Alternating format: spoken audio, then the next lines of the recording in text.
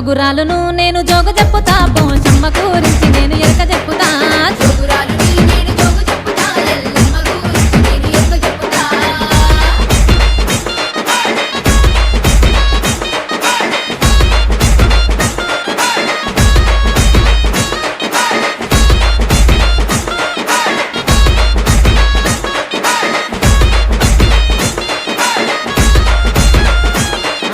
మంకాల మక్కి పచ్చి కుండల బొనం ఎత్తుమాని చెప్పుదు బంగారు బొనం